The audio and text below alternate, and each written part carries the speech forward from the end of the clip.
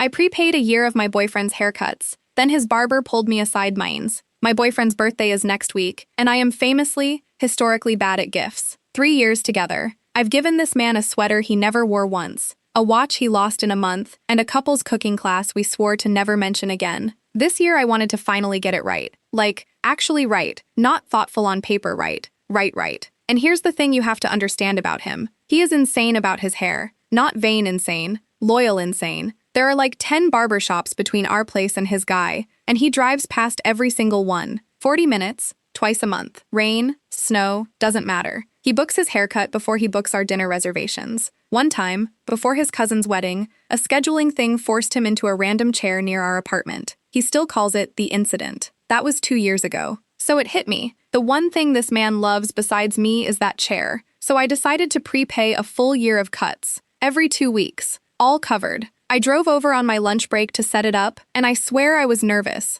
like I was about to meet his mother. The place is old school. Clippers buzzing, little radio in the corner, that talc smell. And before I even open my mouth, the barber looks up and goes, "You're the girlfriend." I froze. Apparently my boyfriend shows him pictures of me constantly, even the sunburned hiking one where I'm clearly furious. Then this stranger starts listing my whole life, my promotion, how I laugh at my own jokes before the punchline, how I stayed up till 2 in the morning helping him rehearse for a job interview, how I steal his fries and then deny it to his face. I'm standing there trying not to cry in front of 3 men in capes. Then he lowers his voice, leans in. He says, "Can I tell you something? He's been coming in every 2 weeks lately. His hair doesn't grow that fast." My stomach dropped. My brain went straight to the worst place. Was something wrong? Was he stressed? Was he hiding something bad? I asked what he meant. He said my boyfriend just sits in the chair and asks him about marriage, because the barber's been married 31 years. Stuff like, how'd you know she was the one? How did you propose? What actually matters after the wedding day ends? And every single time,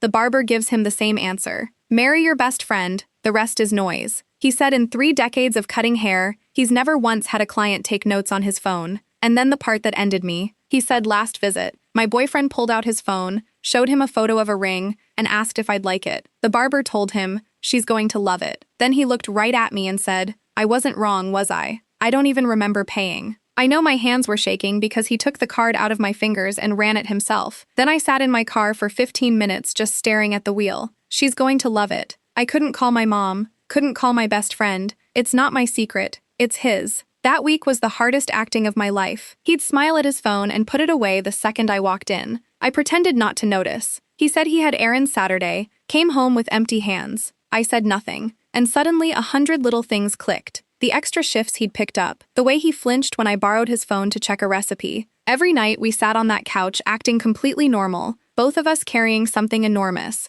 neither of us saying a single word. Then his birthday dinner came. His favorite spot, nothing fancy. I slid the gift card across the table and told him every haircut for a year was covered. This grown man teared up right there, said it was the best gift anyone's ever given him. And for 1 second his face flickered, like he was doing the math on exactly what that barber might have told me. I kept my face blank, Olympic-level blank. He relaxed, laughed, shook his head, and then his phone lit up on the table between us. Face up, a text. And I saw the name before he could flip it over. It was the barber. 3 words. Did she say yes? And my boyfriend hadn't asked me anything yet. He grabbed the phone so fast he knocked the salt over, flipped it face down, and I did the only thing I know how to do now. I kept my face blank and said, "Everything okay?" He said, "Yeah, just my barber." And I nodded. But something wasn't sitting right. The barber told me the ring was already picked, already photographed. So why is the text, "Did she say yes?" and not, "When are you going to ask her?" Those are 2 different questions. One means it hasn't happened. The other means it already did.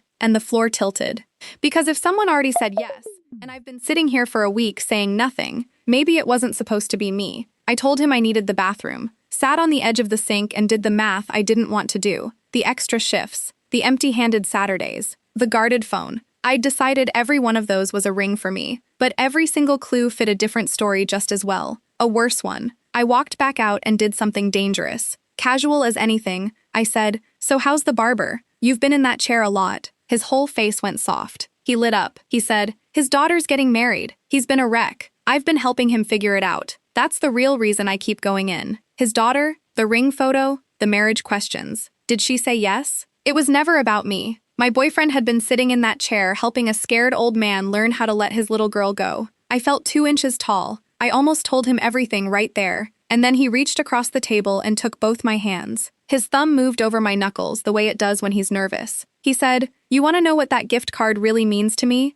A whole year in that chair. And I'm going to need every appointment. Because I've been asking that man for months how you propose to someone who deserves better than a sweater and a lost watch." I stopped breathing. He said, "The barber texted the second you got up. He saw you come into the shop last week. He's known for days. Tonight, when you sat down looking like you were about to burst, he texted, 'Did she say yes?' Because he's been waiting on this longer than I have." He slid the salt shaker aside, reached into his jacket, and set a small box on the table. Then he stood, moved his chair back, and got down on one knee in the middle of his favorite restaurant. He said, "Ask me the question that's been eating you alive. Ask me who she is." I laughed. This ugly, wet, relieved laugh. "Who is she?" He said, "You. It was always you. Did she say yes?" And through the crying, all I could get out was the truest thing I've ever said. "The barber already told you. You knew before I did." He grinned, still down on one knee. "Yeah, he said you were gonna love it. Now here's what nobody warns you about. Getting engaged was the easy part. Keeping it quiet was a full-time job. Because we agreed, just for 1 week, we'd tell nobody. Just ours. And the only other soul on earth who knew was a 70-year-old barber with the biggest heart in the state and, it turns out, zero ability to keep his mouth shut. 3 days later, my mother calls. Now, my mother has never met this barber, except she had, once, months ago, at a little dinner back when he was just the guy who cuts my hair. She remembers every face she's ever seen. She calls me and says, "So, when's the wedding?" I froze. "What wedding, Ma? Don't play with me." I ran into that barber at the pharmacy. He congratulated me on my daughter's engagement, which I am hearing about, from a barber, in the vitamin aisle. I could have died. I said it just happened. We wanted a week, and she cut me off. He didn't even mean to. The man went white, said, "Oh no, not again," grabbed his blood pressure pills, and walked out without paying. The pharmacist had to chase him to the parking lot. Not again. Turns out this wasn't his first offense. He'd nearly blown his own daughter's engagement the exact same way, at a grocery store, to the groom's mother. This is just who he is. He loves people so much he physically cannot hold good news inside his body. So the secret was dead. Once my mother had it, the whole family had it inside 90 minutes. That's just how we work. Which brings me to the wedding. Not ours. His. The barber's daughter got married that fall, and an invitation showed up with our names on it in this shaky, careful handwriting I knew on sight. We went. And I need you to understand we didn't know one other person in that entire room. We were the barbers +2. We got seated way in the back with the cousins nobody could place. Then came the father of the bride toast. This man who's cut my fiancé's hair for 3 years stands up, glass shaking in his hand, and says, "31 years ago, I married my best friend. Everybody kept telling me the wedding was the big day. They were wrong. Every day after is the big day. Marry your best friend, the rest is noise." The same line he'd fed my fiancé in that chair, the same words my fiancé had taken notes on. And I looked over and he was already crying, because he'd heard that line 100 times from a barber, and never once from a father to his daughter. And then the barber does the thing. Of course he does. He lifts the glass higher and says, "I want to thank a young man in the back. He sat in my chair a whole year and let an old man practice this speech 4 times. And then, to a room full of strangers who had no idea who we were, he says, he's getting married himself next spring. And his bride is here tonight." He looked right at our table, and he said it. "She's going to love it." The same 6 words from the day I walked into that shop. The words that started this entire thing. Said now to a wedding hall full of people he'd never see again, pointing across the room at me. And every head turned to look at the back table. My fiancé leaned over, crying and laughing at the same time, and whispered the only thing that fit. He really cannot keep a secret.